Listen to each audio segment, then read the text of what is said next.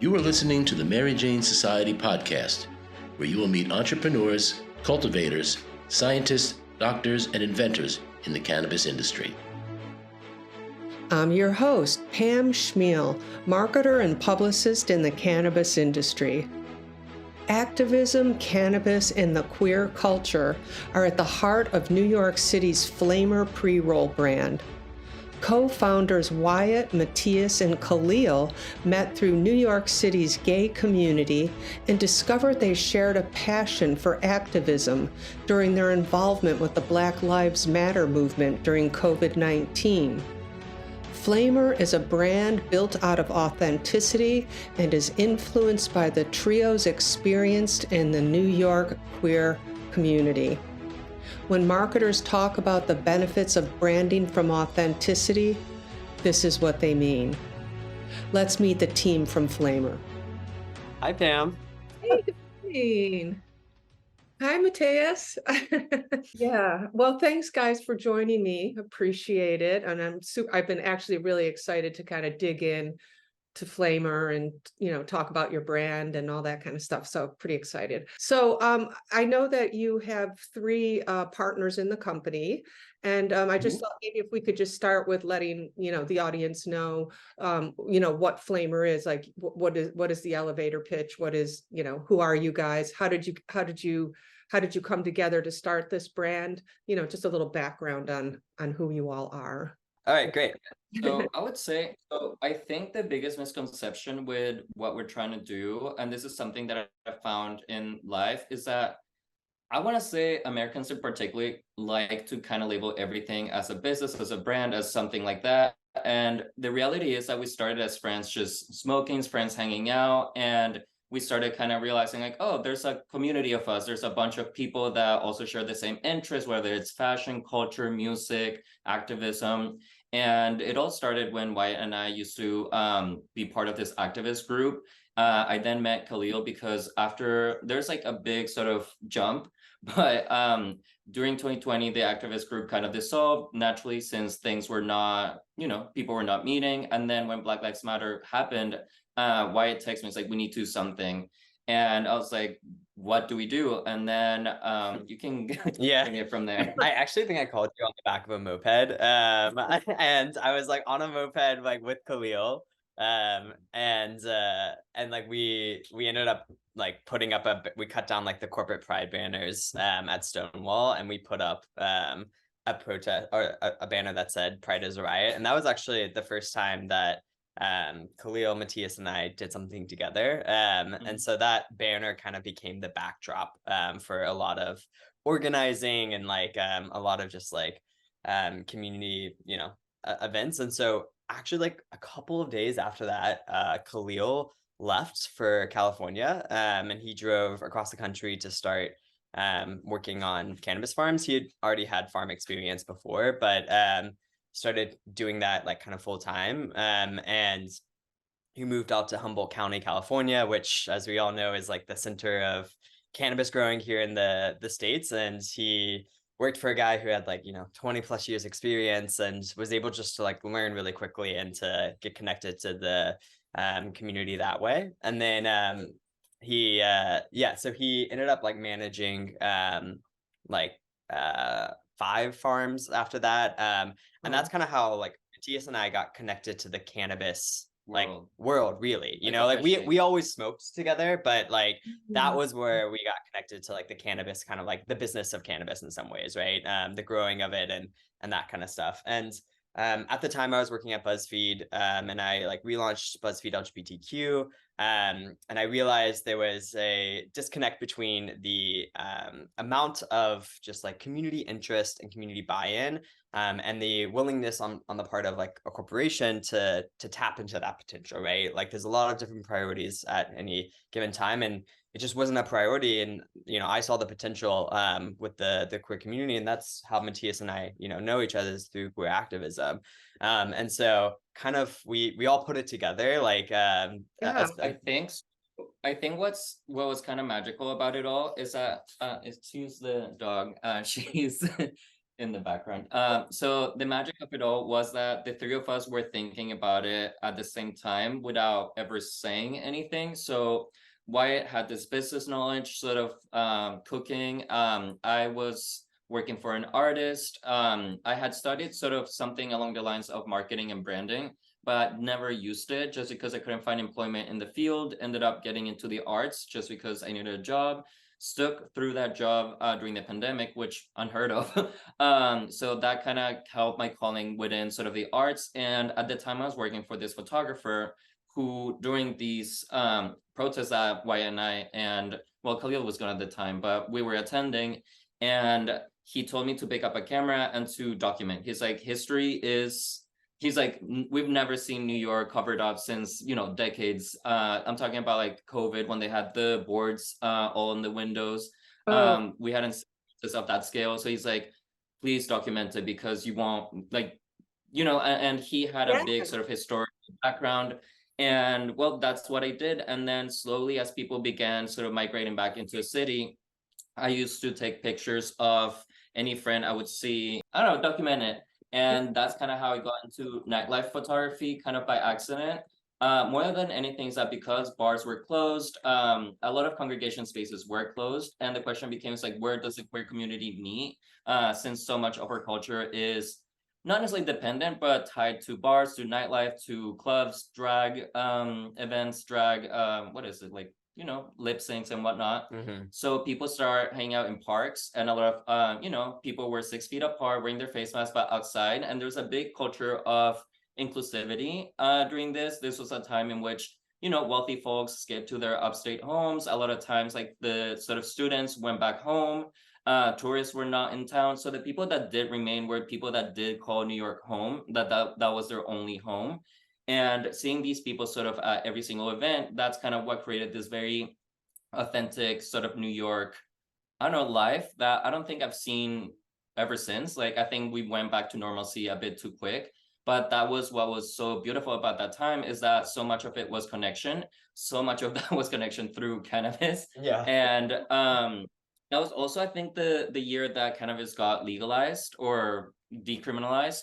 So a lot of times at parks, you'd see people smoke, and that's kind of how we began to sort of think out loud. And after a protest, Wyatt and I thought, hey, what if we start a weed brand? And I think, I don't know if Wyatt said it, he's like, I was just in a farm, or something happened. And then well, I was just coming back from Harvest in California, and with Khalil. So I was like on Khalil's farm, like helping harvest. And during that harvest, Khalil was like, you need to quit your job. Like, we need to be working in cannabis, like full time. Like, you need to, like, you need to like, think about it seriously. And I landed, and literally, I'm not even kidding, like an hour after I landed back in New York, I get a text from Matias, and he's like, I actually want to start something. Wow.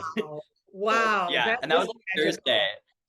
I know. And then we met on like Sunday, and we had this just like there was a protest. I think it was for intersex rights. Yes. And it was near Central Park. We went to Central Park. Yeah. And we walked all the way to, I think, Washington Square. Yeah. And then we ended up in the Lower East Side. Yeah. Just talking, smoking. Yeah. And that's when we came up with the name Flamer, the sort of the backstory on the Flamer. We actually Googled gay slurs. And wait, what did you Google?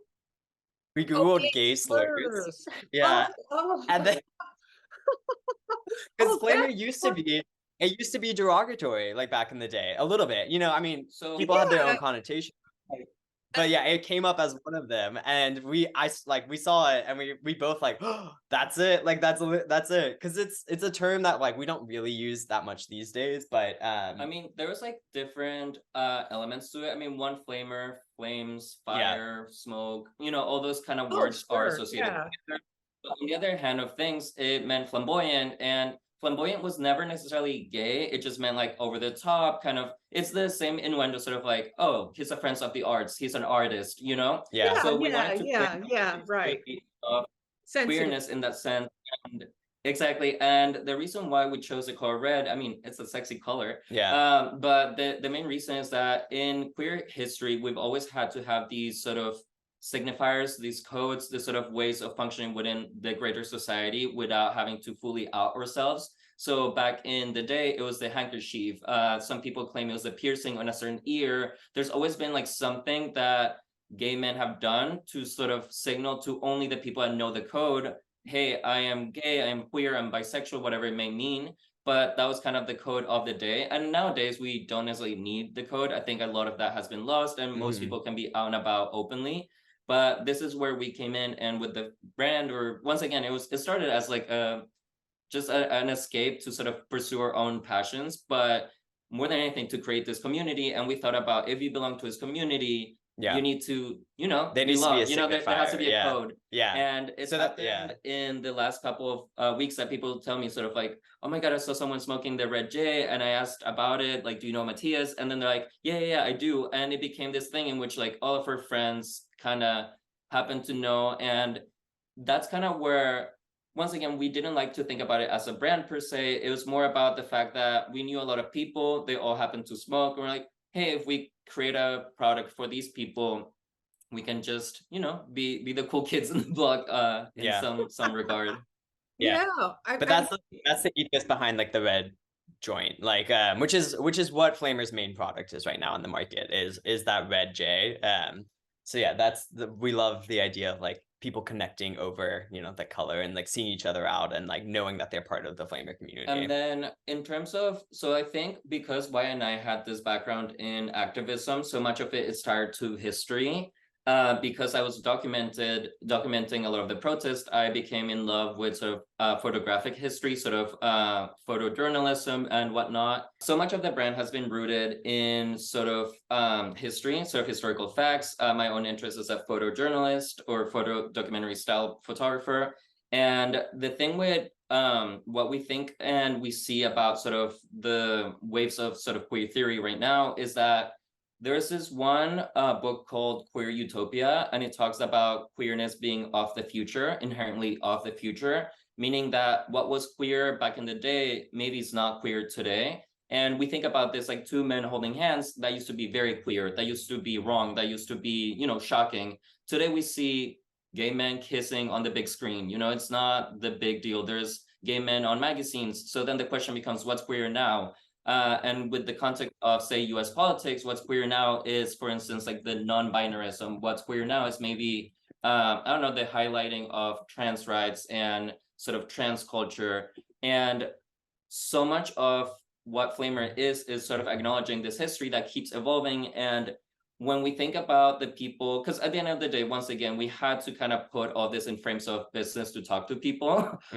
So then the target market became this thing in which it was not necessarily about appealing to the queer community, to the LGBTQ community. It was more about artists, friends of the arts, people that usually kind of, counterculture, people that go against the grain. And within that, there's, for instance, a lot of my friends that happen to be straight, and I don't know, they're tattoo artists, and I don't know, one of them might be a stripper, and then their parents are still mad at them the same way that my parents were mad at me when I first came out.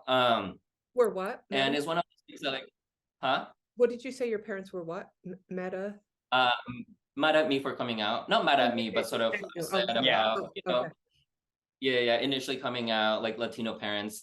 But in any case, so. But I think on that point, like we see, so Flamer is, we are all queer, like it's queer founded, right? So the founders were all queer. Actually, even our farmer is also queer as well. So it's very much a part of our DNA. But the way that we see like the future is there is this movement towards labels like melting away, right? People want to be able to be themselves without necessarily feeling boxed in by one particular identifier, right? Like they just want to be themselves and be able to like fully express themselves in whatever way that comes. And I think the ethos behind Flamer is exactly that. Like it's about self-expression, like self-liberation, like it's about being able to be who you are, like regardless of what the larger culture like wants to put you into and categorize you as. And I think that applies and appeals to like a lot of different kinds of people, like when we we've now done a couple of bigger like public events, right? Like we had a big 420 picnic at Washington Square Park. We had a big party in Brooklyn, which was the first party with like legal cannabis sales at it. And all of those events like had like every different kind of person, right? Like we literally had like our finance friends that worked at Goldman Sachs who are, like quote unquote straight, but they also are like very into music and like, you know, like don't necessarily feel like they fit a mold, you know. And then we also had our like, you know, all sorts of different types of like queer friends, like a lot of like trans people, like a lot of like non-binary people. So it's like this community that we're creating is like incredibly inclusive of everyone, and speaks to a lot of different types of people and like all different kinds of walks of life. And I think that's the kind of community that we are trying to foster, is like is that freedom for self-expression. And I think this is also I love it. yeah, It's fantastic. It's almost like Flamer is blossoming from the queer community that will right come out and then bring everyone else in who like is attracted to the flame. yeah, And exactly. right. And you know, embrace that, or is looking for some way to, like you said, express themselves and not be intimidated and feel inclusive. Oh, that's really fantastic. That's a great forward futuristic thinking way of how Flamer could be represented. But also I wanted to say, I think you're the first brand in New York State that is really kind of wrapping itself or coming out of a specific community, you know. So I think that's really exciting. So yeah, who is the demographic like right now? Are you you're attracting? Is it just kind of the young nightclub kind of kids, or are you starting to bring in the older community? Because each generation had its own, you know, sufferings, its own stories, and grounded in really deep relationships and really deep friendships in which people already went through it all. They've seen ugly, especially if you're talking about New York in the 80s, you know, with the AIDS epidemic. So there was a gap of, you know, the lost generation. And within the queer community, older queer folks feel this need to mentor or to kind of close the gap and to educate sort of the younger queer folks about our history, our sort of, you know, how the fact that our rights today are very much the result of their own fight. And there is this thing, and not necessarily just in the queer world, but sort of ageism. There's this sort of big divide about romanticizing and sort of idealizing the youth. And, you know, we kind of forget about our older folks. And the older folks, for instance, in my life, are the ones that have helped me the most. And in that sense, I will say that in the artist world, these older folks don't age. Like their spirits are as young as mine and even younger. It's people that will still not take themselves seriously. It's still people that will, you know, party on a Tuesday, but at the same time, read a book on a Wednesday. I don't know. It's people that do see that life is short and has a lot to offer. So it's people that have not yet let themselves sort of be stopped by this expectations of what aging may look like. And this is kind of what Flamer once again has become, is that it does of course appeal to a younger sort of 21 plus audience, just because of, you know, the industry and the sort of fashion of it all. But then there's a lot of people that understand and live through the idea of codes, back to what we're talking about, the handkerchief system. So a lot of people understand what we're doing, and as such, they still smoke cannabis. So they kind of see this as a kind of, you know, revival of their youth, and in that way they want to be part of it as well. And that's the thing, is that a lot of that's what time gives you in this world. It's more friendship, more connections, more sort of power in this world. And this is something that I think it's understated, but queer people do kind of run the world in, because being queer does not really mean much in terms of, you know, there's that cross-sectional part of our identities. So it's funny to see that there's queer people that are, you know, editors in magazines. Some of them are journalists. Some of them are musicians. Some of them are running dispensaries in New York, you know, exactly. like literally, like. So that's what's helped us, is that it's people that have seen our story. It resonates with their own sort of entrepreneurial past or their own stories. And the thing is that we happen to be at the right time at the right place. And these people see that for what it is. And that's why we've gotten the help that we've gotten, is because once again, I think Flamer is truly rooted in friendship and community, and not necessarily in profit, which is what I think other brands, you know, marijuana was supposed to be this cash cow, and people act as such, you know, and I think that authenticity does show through, I think. Yeah. I do think No, go ahead.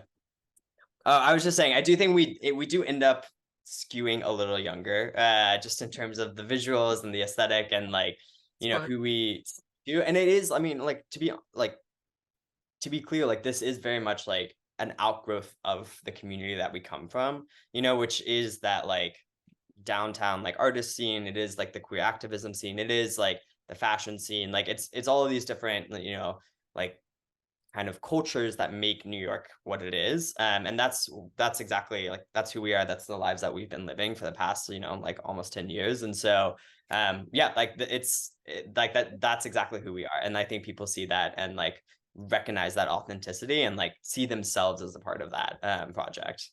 Right. And also, for someone like me, kind of on the outside, it's very insightful to hear about the older community and the mentoring. I never would have thought about that, but it completely makes sense. And seems like a very important part of the community. So Yeah. I think that's very interesting, but also I think for the benefit of the brand, I think that you have, as the queer community, as opposed to say that tattoo community, right? People who are into the tattoo community, there's going to be a stronger loyalty and probably willingness to stand behind you and support you and push the brand, because it's a community that has suffered, and that the camaraderie of getting to where the movement is today, or the acceptance is, has been obviously a long terrible journey. Yeah. So I'm sure there's a lot of that in this community and building your brand And as well.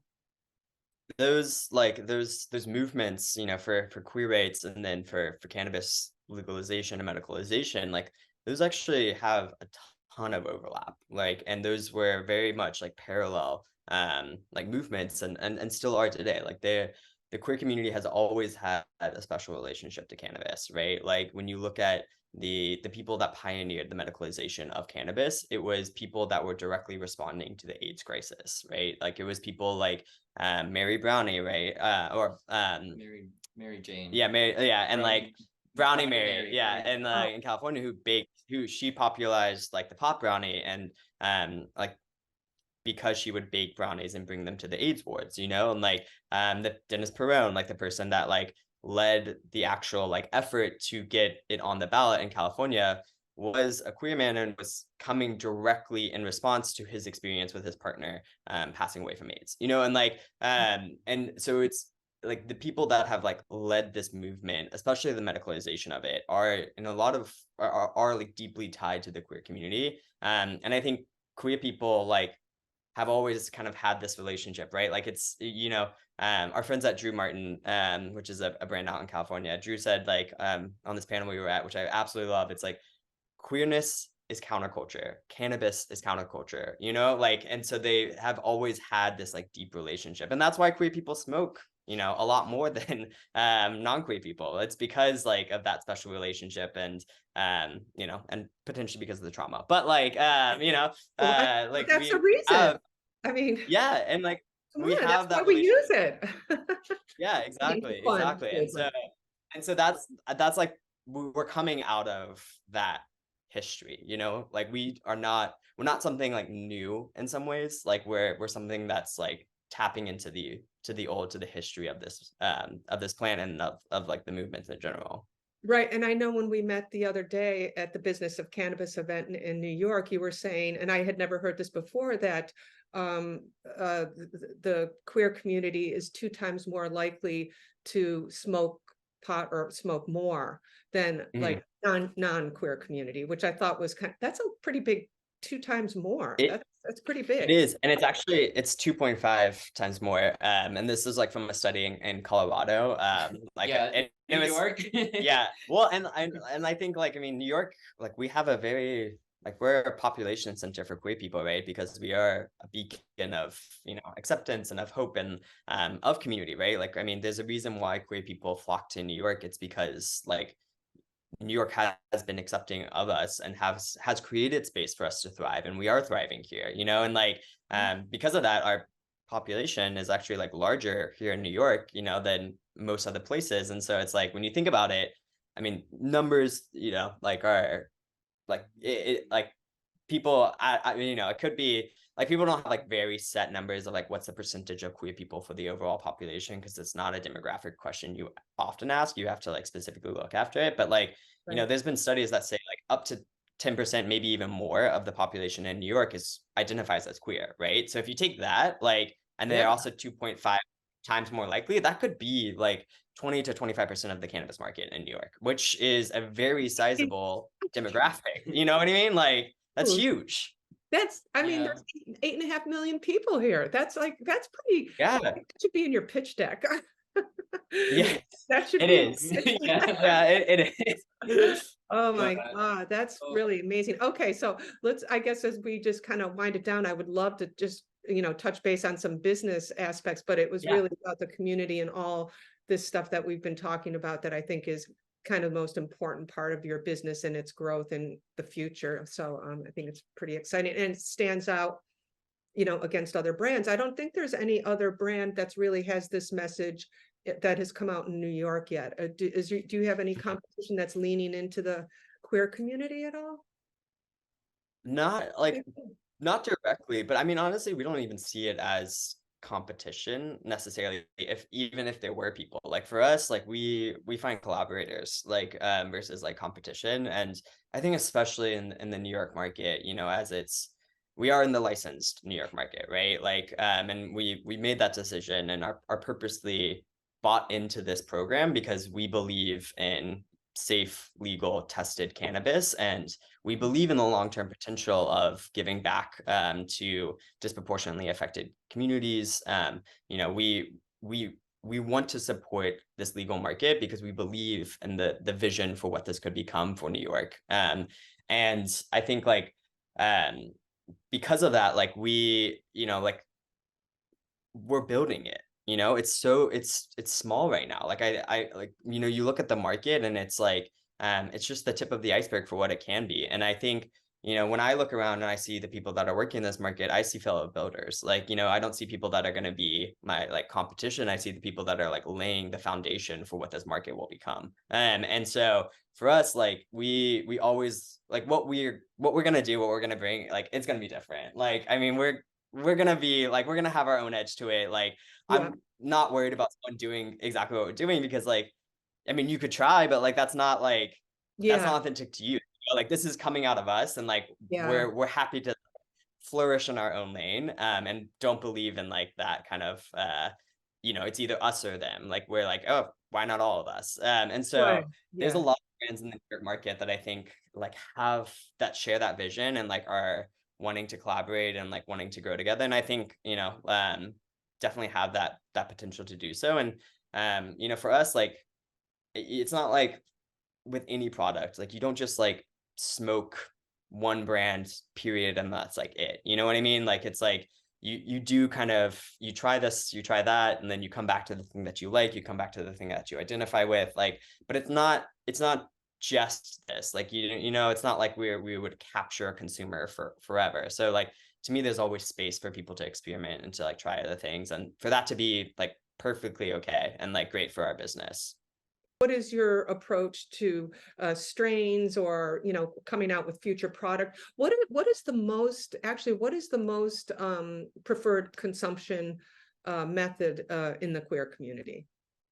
Yeah. So okay, It's smoking? strains and stuff like that. Like let's chat about that real quick. So Khalil would definitely be the person to talk to. He is our connection to the plant um and that kind of stuff. But I think just you know at a larger level, like we very much believe in working with partners that share our vision for what the you know what a regenerative, what a like positive, what kind of like just business fundamentals you're building. And so we look for partners in our farms that also like share that vision. It's like, you know, people that have organic farming practices, people that believe in like, you know, using and growing the soil that they live on and they cultivate and they create like an environment around the plant that allows it to be healthy and allows it to thrive. And so Khalil, like he works very closely with the farmers that we work with, and he's the one that's like sourcing the product. And it's very much a collaborative effort, right? Like as our farmers like thought about what seeds they were going to grow for this past season, like we were working with them to like think about what kind of seeds would be good for, you know, what we want to bring to market, and then also to you know, have as like a like just kind of a support for our farmers to grow. And then we're looking, you know, as we expand, like we're looking to work with like more small farmers, right? Like we believe in like the way that the New York market has been set up, which has been to allow for these like family farms to grow and to thrive into, like, you know, in a lot of cases like family business. And so we want to support that system. And there's some really excellent growers out there that like absolutely are growing like some really killer weed. They just don't have like a way necessarily to like bring it to market. And so we're that conduit for them, right? Like we're coming in, we have like the packaging, we have the branding, but we want to find that like craft flower that's like, you know, that is the quality that our community deserves. Yeah. And the other thing with sort of like the product mix, more from like a marketing and sort of, you know, product standpoint, is that there's this thing called the paradox of choice. And I fight it every time I go into a store. I can't choose. When I go get tea, there's way too many teas. I just want chamomile. And there's 5 different brands and they all advertise different things. And that's kind of where I think we came in with just a simple product line just to get started. It was for us Anytime and Silly Goofy. It was 2 blends actually. And it was just to make it easier on the consumer. Like, here's A, here's B. What resonates the best? You let us know. And we want to keep like a tighter sort of product mix for the same reason, to not necessarily overwhelm people. I'm sure you've gone to a dispensary and there's way too much going on. Mm-hmm. And that's sort of our duty. Once again, as a background in the arts, so much of the arts is smoking for sparking creativity, for focusing, for working. There's many different ways people use the plant. And I think that a big sort of call for us was to sort of source the flower. And that's where we came up with the mixes, in which we said, this one makes me feel way more creative. This one makes me feel way more talkative. This one makes me feel more sleepy. So we kind of like, that's how we started thinking about what we want to do, because at the end of the day, I wanted to, you know, have a like a product that I would smoke myself every single day. Of course. And that's kind of what I mean, we could have gone more into, for instance, like the sleepy time cannabis market and have gummies and that. But at the end of the day, in nightlife, you don't want to be sleepy. You want to be partying. That's right. Well, and also right. and in nightlife, and I think like, you know, like after protests, it's like we smoke, like that's what we do. You asked about like what queer people like prefer and stuff like that, and I mean, honestly, I would love more data on it, and we will find out over time, you know, like what exactly queer people like. But we know from our personal experience that like the connections that we want to foster is the sharing of a joint. Like that's what we love, like that's like, so yeah, the you know, community, like that's tribal exactly like thing of. And like eventually over time, like we want to meet people where we're at. We are not prescriptive at all in terms of how people consume. Like you should consume whatever is like the best way for you. And so if that's edibles, if that's like, you know, vapes, or if that's like flower, like that you prefer, like we would love eventually to be able to like offer, you know, that kind of line to our people, so that they can do what feels right for them. And I have it'll take some time to grow that. But yeah, well, like that's the vision, is like we want to meet people where they're at. And I have 2 other things to say. One of which is, once again, queer people, or like generally anyone, doesn't want to be kind of labeled or boxed into anything. And that's why we find it sort of difficult to say like, hey, most queer people smoke, say, J's versus a bong, because you can't make that assumption, because, you know, everyone chooses to dress a different kind of way. And you can't say like all queer people wear X shoes, Yeah, you know? right, X right, of course. And yeah. we will say though, and this is like my other point, and this is something that was like a direct reaction to the pandemic, in which, I mean, you couldn't have that social connection. You couldn't really share a J because you couldn't, you know, you could have been in the same space. You could have been 6 feet apart, but you couldn't reach out to share the J. And the entire sort of culture behind cannabis is a puff, puff, pass. Mm-hmm. And I think our kind of like Flamer came out as a reaction to that, sort of not having it, and then realizing, hey, it was true that, you know, at a night out, there was a group of people smoking, and you just bring a J, it gets finished by the end of the circle. And that's kind of how I liked it. So the bigger the circle, the bigger, you know, like the better the atmosphere. And I think the J is also another one of these sort of icebreakers of sorts of Yeah, like, yeah. you Hmm. smoke. Hey, do you have a lighter? Hey, I Mhm. mean, I know for a fact a lot of my friends use a Flamer J to flirt. You're like, hey, you got a lighter? And then they pull the red J. It's like, oh, do you smoke too? And That's another commercial. Remember, Got Milk? You smoke?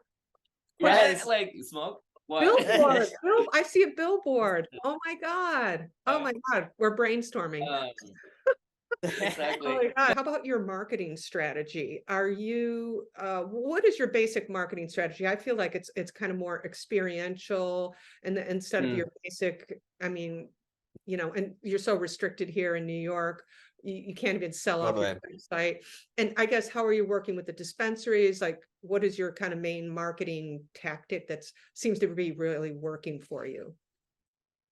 Yeah, so I think for us, like we put a very much a primary on relationships, and especially our relationships with the dispensaries, and like what we can do to help cultivate those relationships and to make those connections. Like I think, we're in, I think, what is it, like 16, 18 dispensaries now, out of the 30 in New York, and that's a pretty good rate compared to other brands in the New York market. And I think the reason is because these dispensaries, like, one, we put in the time, like we go visit, we like, we try to make that personalized connection, because like to us it's so important, to be able to know who we're working with, and like if they kind of understand what we're doing, and like, can Yeah. see them working with us. And then, it's also about that relationship, like with the bud tender, right? So like we always try to find, at these dispensaries, like the bud tenders that like Flamer really speaks to, and like, bring them into the Flamer fold in some ways, right? Like, if they see themselves as a part of this community, then like we want to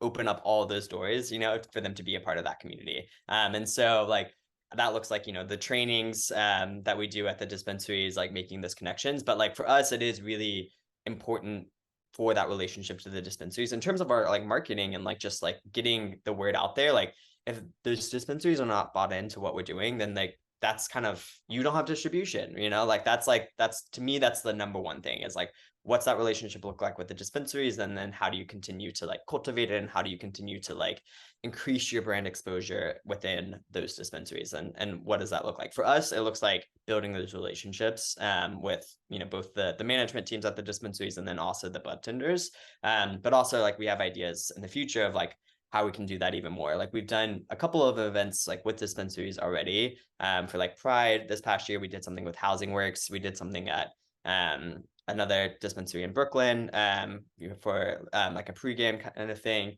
um, and so we want to be able to like bring our community directly to, those dispensaries. We did like a dispensary crawl with our community, where we brought everyone to like around to the dispensaries. So like Oh, that, we feel like, yeah, there's kind of, and you're right, experiential, right? Like bringing yeah. people into it. And so there's like that aspect of it, right? Which is like the connection to the dispensary, whether that's like, our personal connection, or it's like through, events, or like bringing our community that's outside the dispensary to the dispensary, and connecting them to our community. The other aspect of it is like that, just like kind of broader brand awareness amongst consumers. And I think we're still figuring out exactly how that looks, but like for us, we have done a couple of those events that have been, super just rewarding. And like I think people are really hungry for the ability, now that we can do it, like we can connect legally around cannabis. Like there's a lot of, desire to like build that out. Like a lot of people don't want to just be drinking alcohol, like alcohol, like people realize how toxic it is, how bad it makes them feel. Like they want to have easier access to cannabis, and then to be able to create that community. So we're definitely looking for those opportunities to do events like related to that. And then also like, it doesn't necessarily like, the ethos behind Flamer is all about collaboration. So it doesn't have to be our events either, So it's like tonight there's a gala for Creative Time, which is like one of the foremost public arts institutions, in New York. They created like the lights, for the 9/11 memorial, and did a couple of other things.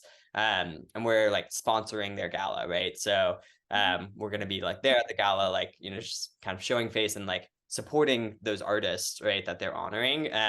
So like that's like a, kind of another way of like finding those right partners, that have already built communities that we can, bring the cannabis essentially like aspect to those communities that already have that relationship, and like help be a conduit for that. And for instance, like for the gala, they're honoring the New Red Order, which is this indigenous collective of artists that currently have an exhibition, I think in Queens. Yeah. And once again, it's people that one of the organizers of this whole project told us, like, they're big stoners, they're gonna love you all. Yeah. And it kind of speaks to, once again, they're all straight, but they fall under the, I think so, I don't know, but they fall under the sort of like realm of queer within sort of the arts, sort of the artist friends, the people that, once again, I think this is something that, and I think it speaks towards sort of like word of mouth, generally speaking. I think that's kind of how you just call our strategies, that we want to just be authentic and let the people speak for themselves. And that's kind of how we've gotten a bunch of these connections, is people that say like, hey, my friend is organizing this blank. Do you think you could help them in some sort of capacity?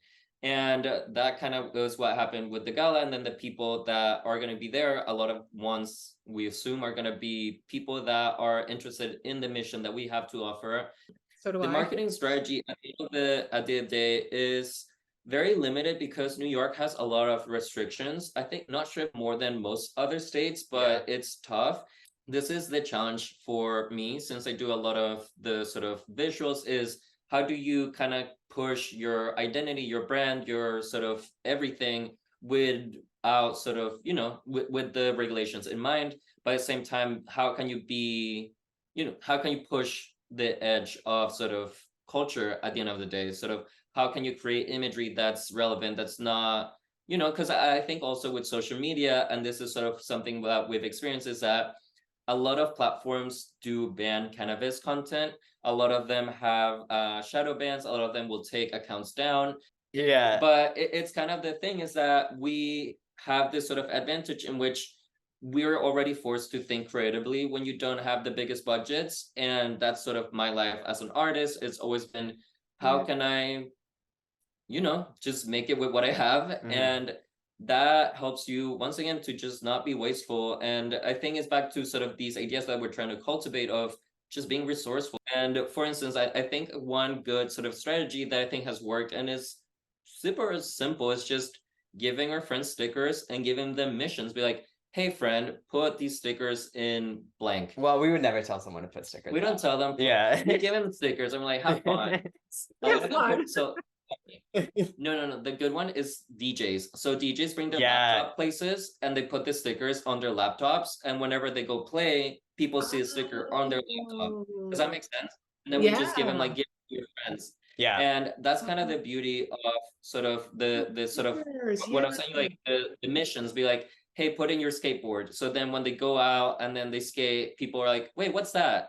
And that's kind of how we're present. It's sort of, once again, because people are so, you know, they identify with the brand, that's kind of why they would put their stickers and not say Walmart or Target or, I don't know, a different sort of brand, is because they want to be known for the community for what it is. And then it's happened that two people have the same the same sticker on their own laptops, and like, oh, you were friends with these folks, and it's like, yeah. I know them. Yeah. But of course, you have to build a cool brand before someone wants to put a sticker on their computer, but that's where you're going. Yeah, exactly. Yeah, and yeah, exactly. Yeah. Yeah, but, or at coffee shops, some creatives are working, you see the laptops, like that's kind of how we think about it. Yeah. Pretty cool, actually. If you if you have something cool enough that that people want to do. Yeah. So yeah, I guess let's just wind this out. Wow. I think it's so amazing. You know how everybody in marketing, when they're talking about, oh, to be successful in marketing, you have to be authentic about your brand, be authentic. That's how you're going to get across. You guys have no problem because you are just, it is authentic. It's hardcore authentic what you're doing. And not only that, as now I see how, again, you're going to blossom out of the queer community, but you're going to really grab onto the activist groups, you know, because that's a big part of who you are, and the authenticity as well. So I think you have some great times ahead of you. But so I thought maybe the last question would be, what are your plans for building national brand recognition, which I would imagine is just an extension of what you're doing now and kind of rippling across the country. But how about for investors? Are you looking for investors, and what is your pitch to them as far as what you would want to do with the money and your growth? Yeah, so we're very focused on New York. I will say right now, like I think we see our community as New York. Flamer is a New York brand. Like we literally come out of the subways, like we're Yeah. like And like you yeah, mentioned before, you have, I didn't even think, of course, didn't think about this, but I can't believe the market share that you have here that you could tap yeah, into. So exactly. of course, this should be your base. Yeah.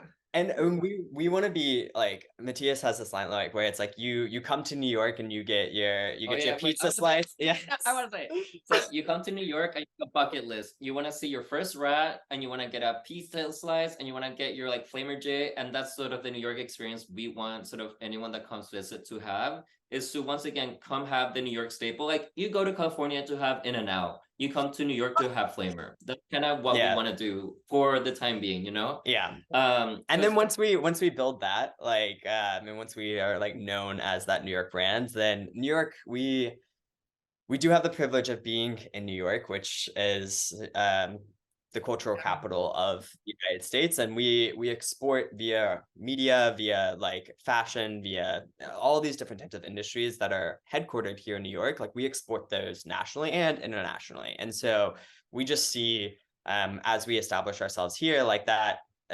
Being able to export and to work in other states and other like places will become a lot easier once we've made it here in New York and like Yeah. put ourselves on the map.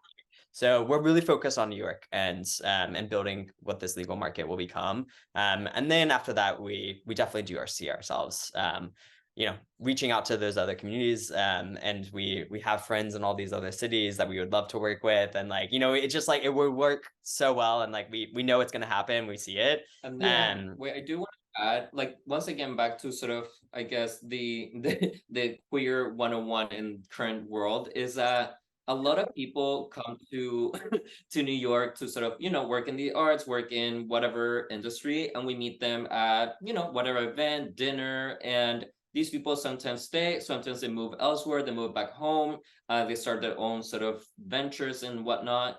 And what's beautiful is that I could say that I could go to most cities in the world and text a couple of friends, and I have a community, a home base waiting for me. Mm-hmm. And I've tested this. I've gone to places without having ever visited. I spent so much time in the UK just because, people connected me. They're like, hey, this person is a photographer, you're a photographer. You both have very similar interests. You both like, say, history. You both are stoners, hang out.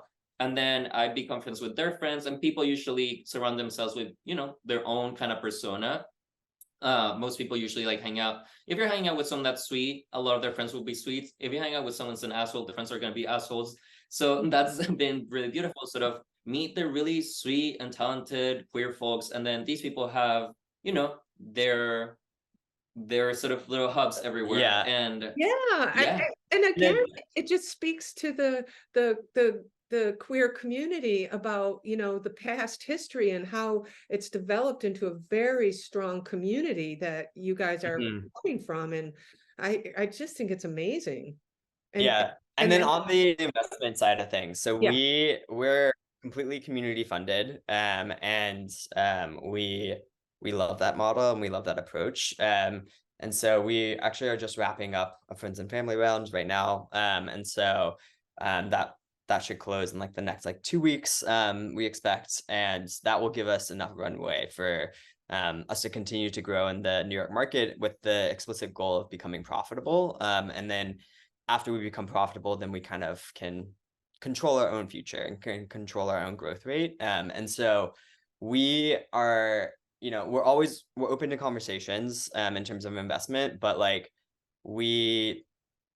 it would really have to be the right fit. Like I think what we're doing is very unique, it's very special, and honestly, like not everyone understands it. Like not people will see us and they will be like, oh, you're just like that queer brand, and that's like a small niche market, and like I don't know, I don't really get it. Like I don't get the red. People aren't going to want to smoke a red J. Like what do you mean? Like there will be a lot of skepticism, and like that's fine. Like, good. Like, we do not speak to everyone. We are not everyone's cup of tea. Like, we are who we are, and like the people that get it, they get it, and they're going to like support it like full-heartedly. And that's who we were going to grow with. You know, that's the people that we want to work with. Yeah. We're not trying to work with people that are only profit driven, you know, like are only like thinking about what's the return on this, like without thinking about like what good could this do. Like that's not a match for us, to be honest. And like we're very fortunate enough to have created something that like people have been able to buy into, and has given us enough capital to drive towards this like profitability, you know, like and to be able to work in this like legal market and be able to build this like business, and you know, that will be profitable in the next hopefully like 6 months. Like, you know, that's like something that we don't take for granted, and we don't plan to. And you know, as it's really easy, I think, to like, there's a mindset of like you just need all the money in the world to be able to survive and to do it. And we don't come from like a scarcity mindset. We come from a mindset of abundance. And so whatever we have, like, is what we're going to work with. And we've been able to build this so far on like a shoestring, you know what I mean? And like, there's no reason why like we need to give away ourselves to get something that is not going to be a match at the end of the day. So that's where we're at. That's why honestly we're excited, because we found those supporters, and we found people to believe in us. And so yeah, we're going to continue to grow with those people.